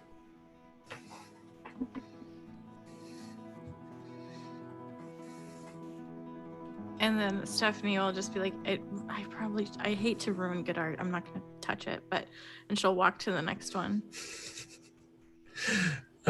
Harold, what are you doing? I'm gonna go check out the door on the far side. Yeah. So you're going to recognize this as the double wooden doors that you've spotted earlier, except reversed. You're on the opposite side of it. It has the same ornate carvings and things like that. So you kind of have a sense of where you are now. Okay. We've come across these doors before. Got in some kind of loop. As you say that, the creature appears next to you as well. Yes, in a room full of beautiful objects, the doors must reflect that, should they not? I agree, that is quite a statement, preparing you for what's beyond. What is beyond? In this particular instance, it's this room, but I'm sure you're talking in more of a metaphorical way, as in an afterlife or another plane of existence. I hope it is something beautiful, do you not? That would be nice. Very nice. I'm sorry, I didn't get your name. Oh, you may call me the curator. Oh, I expect nothing less. Curator. Okay. She'll reach an arm out and guide you towards the painting that Stephanie started walking towards, and not like forcefully, but just like ushering you towards. This one is a personal favorite of mine. I would love to hear your opinion on it. And she will show you the Smiling Man. That is quite terrifying. Good detail work. Skin tone is fantastic. But absolutely shit my britches terrifying. But look at those teeth. Oh, there are so many of them. That is an accurate statement. So, curator, about that painting.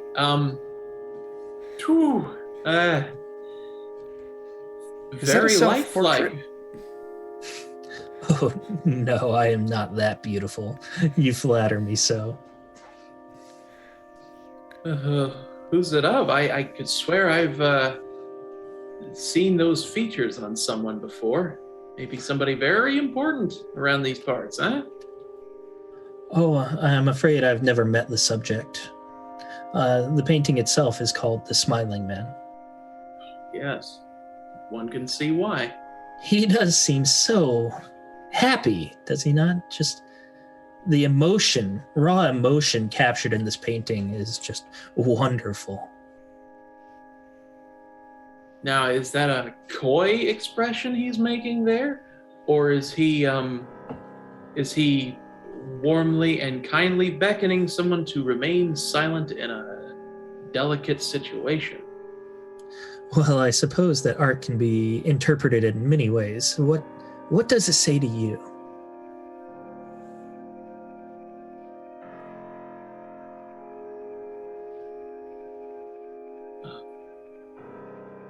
It says nothing, and yet, in so many words.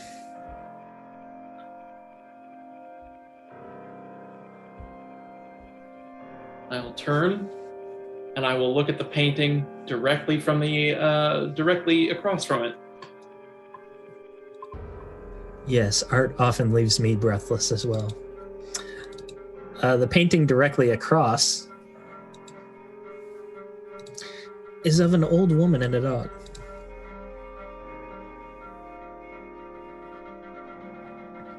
And you can see, hidden in the image, it says, "Take me to the shattered sun."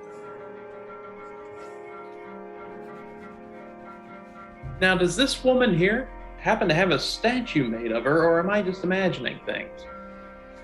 Oh, I would not know. I do not have any statues in my gallery. However, she does seem somewhat sad, does she not? Somewhat of a melancholic painting.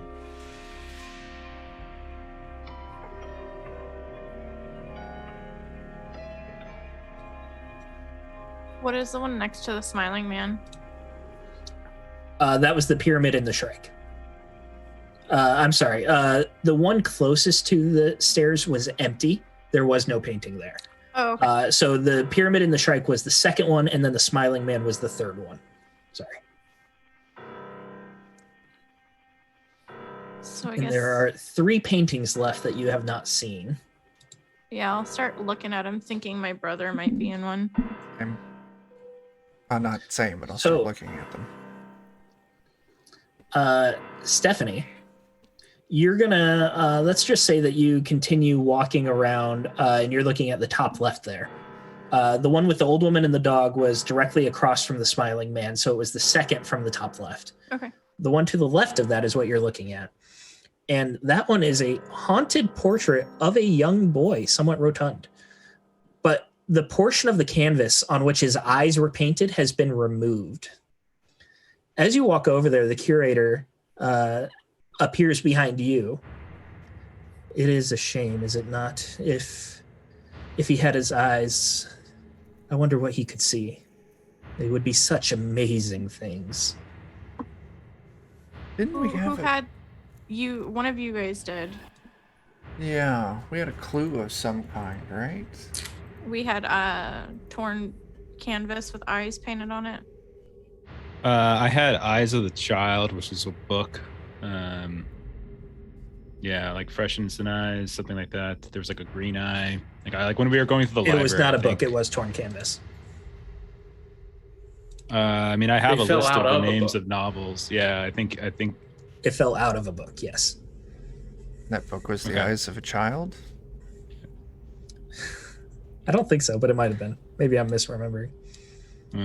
I just have like a list of the books. Yeah, Like yeah. one was Dream Eaters, one was Cornucopia, and then one was Eyes of the Child. So I'm not So sure if it was like something else. You at least have an eye. And looking at it, it's a piece of torn canvas that looks like it could easily fit on this portrait. Did someone else have an eye as well? Don't remember, because I thought we got thought one we in the found very both. first room. Yeah. Yeah. Like I You definitely did. have a torn paper with a green eye. Like I have that in my inventory. So, Well, but that that's- is from the library room though. So like I have that from the library room. And I remember asking if you were going to keep the first eye from the first room. You found it in a Yeah. shoebox in a closet. Yeah. And someone right. said they would take it, but I don't remember who. Oh, I think, me. yeah. I think it was Harold stuffed it in his I pocket. thought it was. I don't know. Well, I'm fine. I thought saying it was it's- Stephanie because she found the Yeah, closet. I thought Yeah. so too. Yeah. So So Stephanie if both will of you take start rummaging for those eyes, The curator says if he had both of his eyes, that would be quite a gift. So as she says that, or the curator says that, like Wayne will pause the gnawing that he's been doing on the picture frames, just trying to cut it out of curiosity. And we'll stand up, cigarette kind of still like draped out of his mouth, and we're like, I got one of them eyes. And I got one of them eyes. I got it right here. One of them eyes. And I'll put it to his eye. I got one of them Come put eyes. it on the painting. Okay. It's like pin the tail on the donkey. Remember when we used to play pin the tail I on the do. donkey? I do. Got drunk. Oh, how beautiful. It was a real donkey. If only, too. if only you had both. I and Stephanie will pull out the other one and be like, "Do you know how to mend it?" Oh, you have both eyes. Would you like to see with the eyes of a child? I'm going to look at the smiling man painting and seriously consider no. Hell yeah. Let's do it. The wonder and optimism for the world, before they realize just what a freaking hellhole this place is. And I don't even mean the house. Even before it was a freaking hellhole. If I could see like a kid again, that'd be great. A gift would be most appropriate in exchange for the gift I offer. Don't you agree? Wait, we gotta give you something? Oh, Then we do the work, then we go get the damn eyes. you're talking about taking his eyes, aren't you? No, I'm offering him the eyes of a child. And in return, you want a gift. Did I understand that Yes, correctly? I am a curator. I tend to collect anything that is aesthetically pleasing. I look over at Harold and like, Harold, you saying I'm aesthetically pleasing? Look at me. You know it, buddy. You gonna put me in one of these paintings? Is that you gonna like abracadabra me into a painting curator? Is it gonna hurt? No. I'm just offering you. Wouldn't you like to see more than anyone else? Like invisibility and everything. Like I can see things or like. Yeah, screw it. Let's do it. Take my eyes. Put me in a painting. Here you go. And what gift would you offer me in return? Oh, jeez. I got these spokes in my pocket. He starts pulling into his pocket. Don't be know. so modest, Wayne. That's the makings of your next work, is it not? Maybe. I got the rest of my flannel. I pull it out like my back pocket, like a Bruce Springsteen album. Like, yeah, I got the rest of my flannel. It's got some soot on it. The curator lets out a huff. Those do not please me. And begins to turn away. Wait. You like music? You like it's art, right? Indeed. I play I write some songs and stuff, I could play a song. You will offer me the gift of a song? Hell yeah, let's do it. Art for art, right? That would be a very suitable gift. Okay. All right. Like, you got any requests? Whatever comes to mind. Okay. All right. Do you got a guitar? I usually have a guitar when I sing.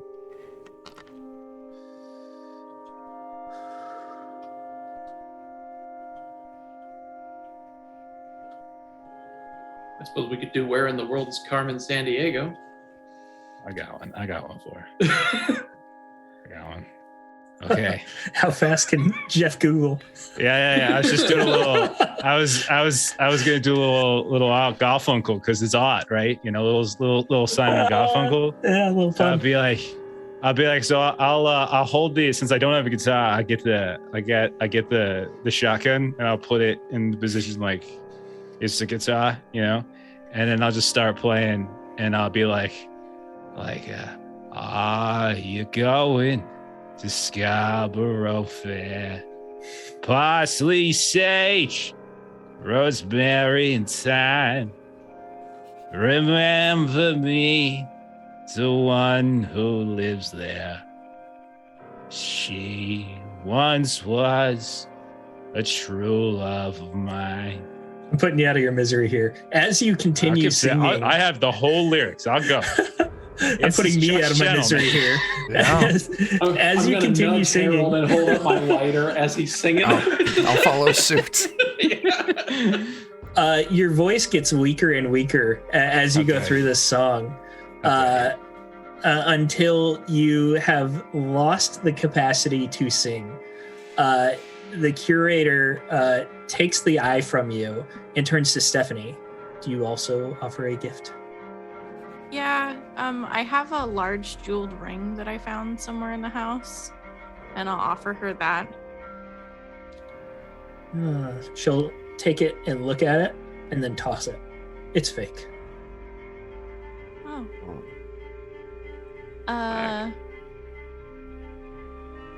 Perhaps something more valuable? Something still strumming. pleasing? Still strumming.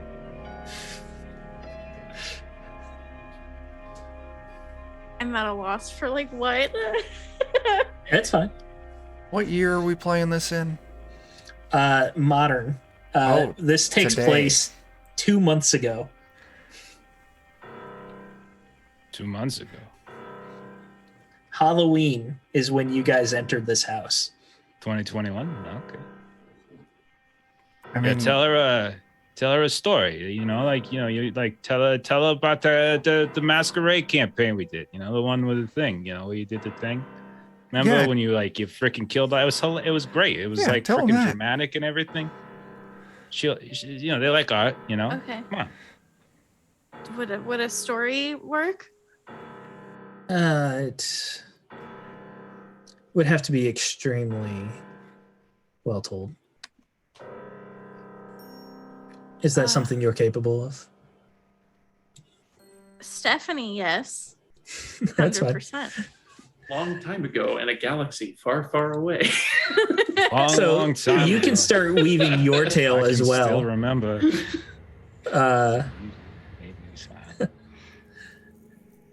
You start spinning a yarn about your Vampire the Masquerade campaign from years and years ago.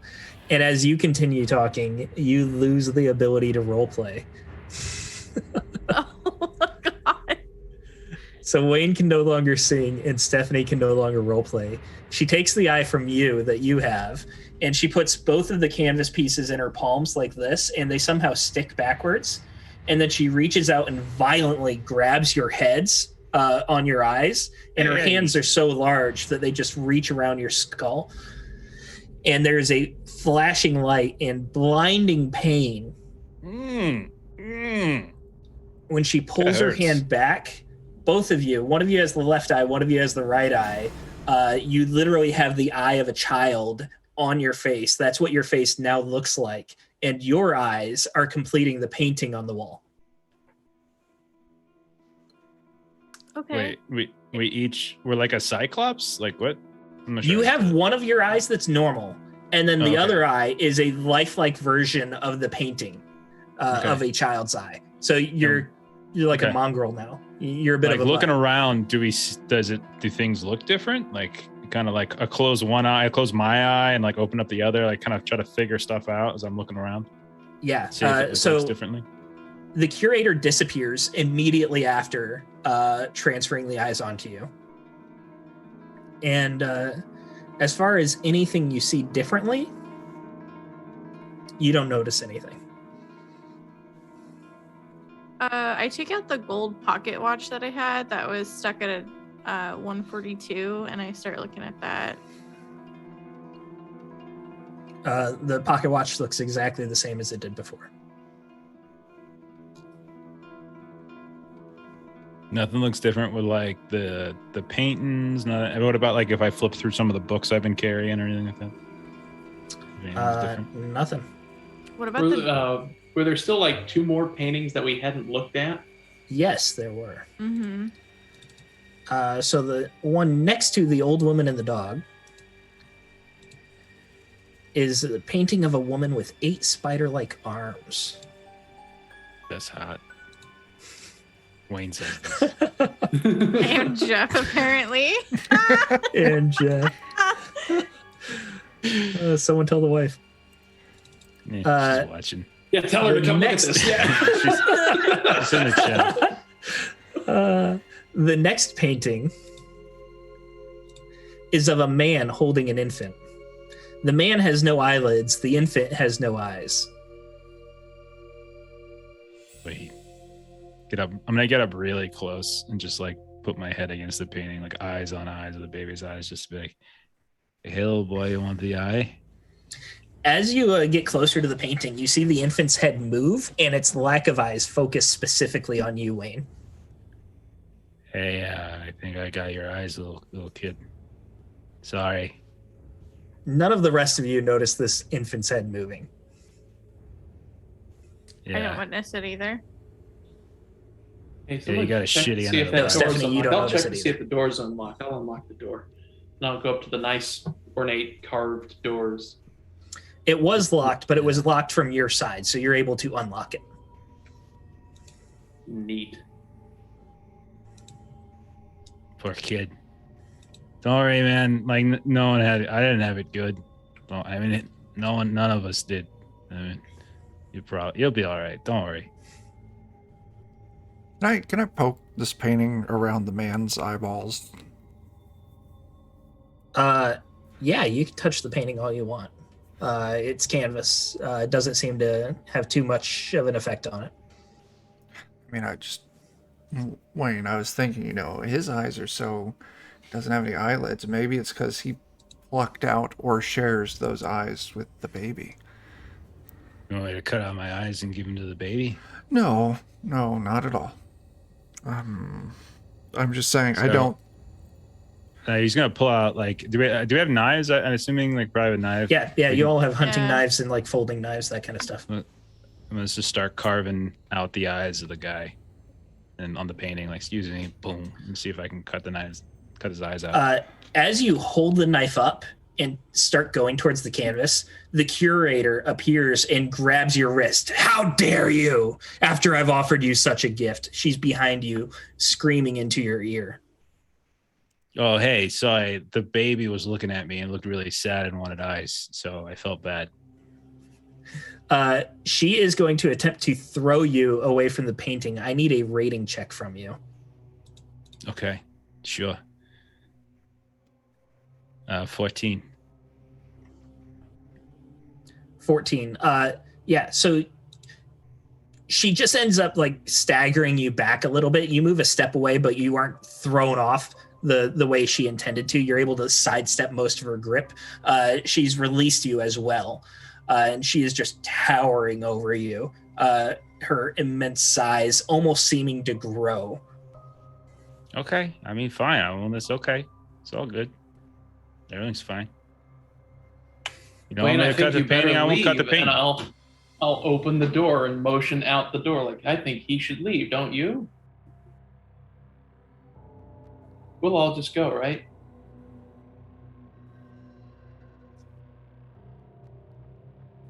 She's towering over you. She's not saying anything.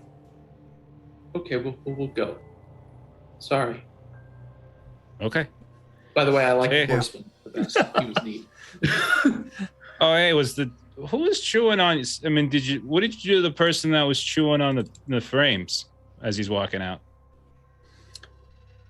She's not going to respond. In fact, she's going to disappear once more as soon as you get a few feet away from the paintings. Cool. We can just go right back in now. She's gone. I found the loophole.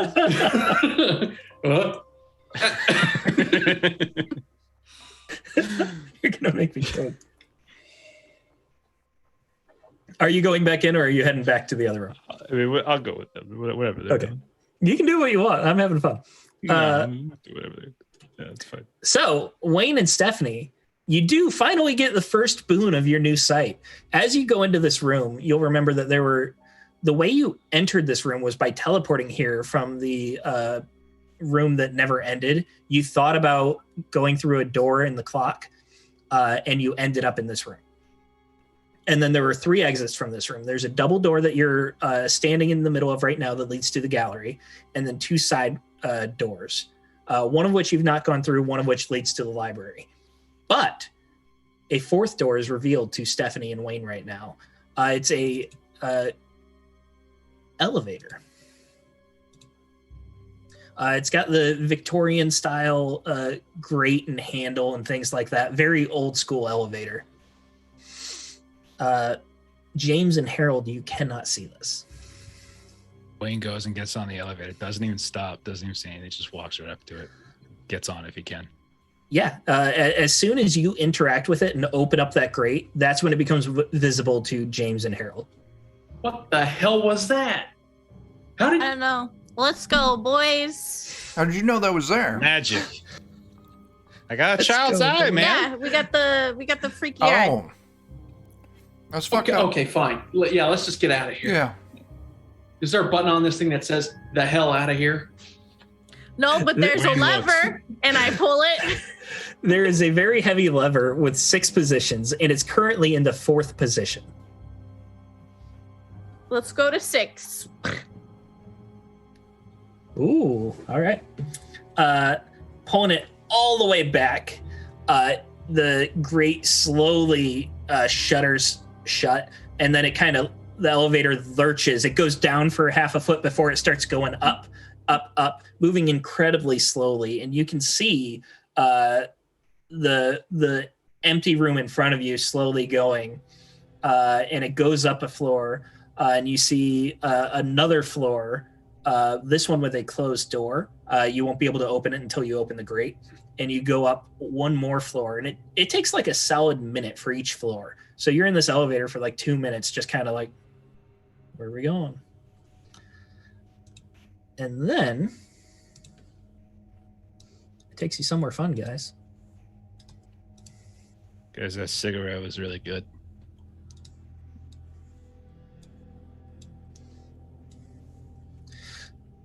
It stops at the final floor. And through the cage door, you can see a chamber far larger than anything else you've ever encountered in this house. Reddish light comes from high up on the far wall, and across the vast expanse of the chamber, you see a 100-foot tall statue of a kneeling warrior. Where's this statue at? Oh, wow, that's big. It's bearing a sword in a vigilant pose, and it's so cold here that you can see your own breath. If you didn't know better, you'd think you'd gazed into a vault. Man, Okay. something tells me as soon as we address that thing, it's gonna chop our heads clean off. I mean, We could leave. There are other floors.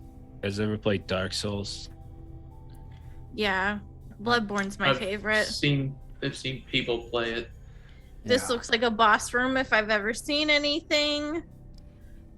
just roll a lot. So maybe we go down to 5th, see what's down there to Why don't we just go talk to him? Let's go talk to him. Hey! And Wayne's gonna approach the statue. Hey! So just approaching Guy. the statue will take several minutes. That's how massive this room is. This isn't a room. If it Yeah. takes minutes to get, it's not a room anymore. It's like, it's a state. Like we're in Alabama. So it'll take several minutes to cross Alabama to get to this statue. But Wayne can do it if Guys, you I'm in want. Auburn now. at least 12 minutes to get across Alabama. Nah, we should take a look. Let's go take a look. Are you guys going I to follow know. Wayne, try to hold him back, heard or just you. let him go? No, I'm just Maybe I'll get them first. You know? following from a healthy distance.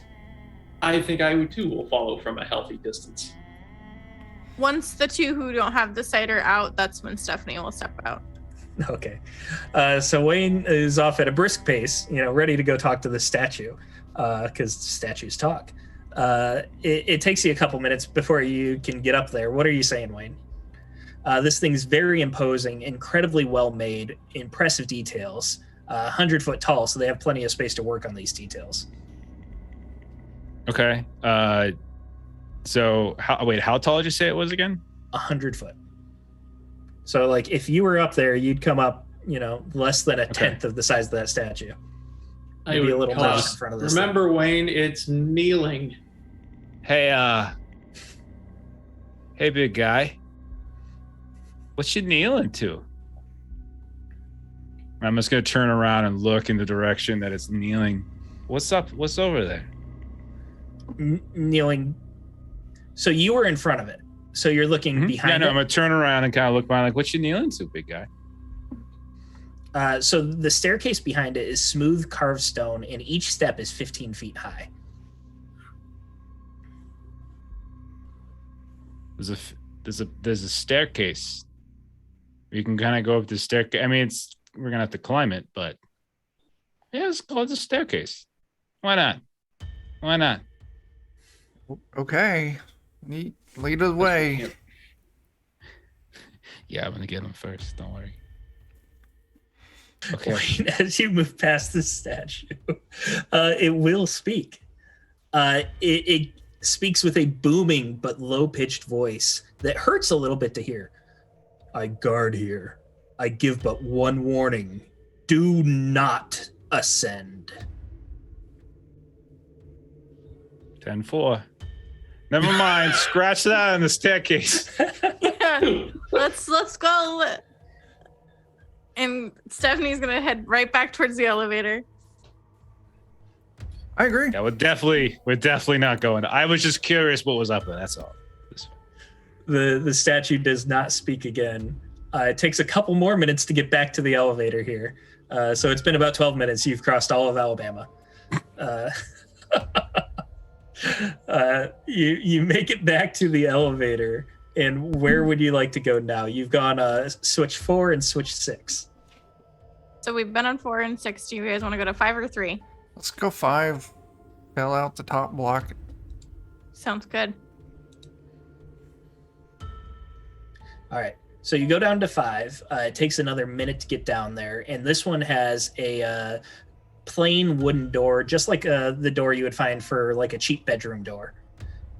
You open that up, and you find a lifeless room of stained carpet and peeling yellow wallpaper. Nothing really fancy about this room. I don't have a handout here, but it has multiple doors that lead into other rooms. Each doorway is just pitch black. There's no door in there. It's just a door frame that's black. And this is a good point to end for the night. With you guys getting into this. So that is session 4 of the Darkest House, guys. Wayne is going crazy. The rest of you are managing to hold it together a little bit. Which makes no sense. Everyone should be batshit crazy by now. Like what we have seen and gone, we should all be eating our own poop by now. Be careful not to sleep next to him because something bad might happen. Who is sleeping in this house? Who is sleeping in this house? That's fair, yeah. I know. So, I find it hard to sleep whenever I pee myself. So I've been doing a lot in this house. Like, we're normal people who are incapable of like shooting a massive like deer thing, but we're also normal people and we shouldn't be capable of handling the mental of this, right? So I feel like we would be gone. No, I'm loving every second of it. It might feel like you guys are bouncing around just room to room. However, you made a major step getting some brand new eyes to see from, finding an elevator to help you travel. You'll find out how crucial that is in coming sessions. But for now, let's break it down into Defenders of Kobold and Adventures in Lollygagging. Adventures. Ashley, Jeff, what do you got going on in the next week or two? So the only game we've got right now is Monday. We're playing Ultraviolet Grasslands. We are going to be on we're going to be breaking next weekend because it's Christmas Eve. And so our normal Friday and Saturday game aren't there. But in general, Mondays we alternate between Ultraviolet Grasslands and Alien. Fridays we do Delta Green, and Saturdays we've been doing One Ring. But holidays we're going to put that on a pause for the moment. Awesome. Defenders, what do you got going on? This Wednesday we've got some Pathfinder. I think we're scheduled for Watercolors and Warriors, our 5th Ed Ghibli campaign on Thursday. Friday is scheduled for Shadowrun, but seeing as it's Christmas Eve, I have no fucking clue if it's going to happen or not. We're just kind of playing it by ear. And then Saturday's Christmas, so we're going to be missing our Goodman Games stream. But yeah, Wednesday's Pathfinders, Friday Shadowrun, Thursday's maybe watercolors, and then Saturdays are, this or currently some D&D or some Cooking games. Who the fuck knows? And if you guys like most of the cast here, 4 of us, everyone but Ashley, will be playing Shadowrun tomorrow over on Steam, Steel, and Murder. But if you guys want to get caught up on Darkest House, see some episodes you haven't missed, or want to rewatch some episodes just to be more familiar, go check out Defenders of Kobold on YouTube.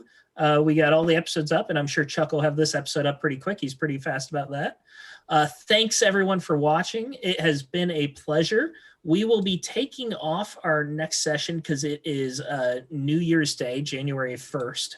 So if you want to watch Darkest House episode 5, that will be January 15. And we will see what these guys are exploring and how they can be victimized even more. Thank you all for watching. It's been a pleasure. Night. Bye, everyone. Farewell. Should have had that transition ready. Uh-oh. Bye, everyone. Bye everyone. Good Bye. night. Bye. Goodbye. Bye, everybody. Goodbye.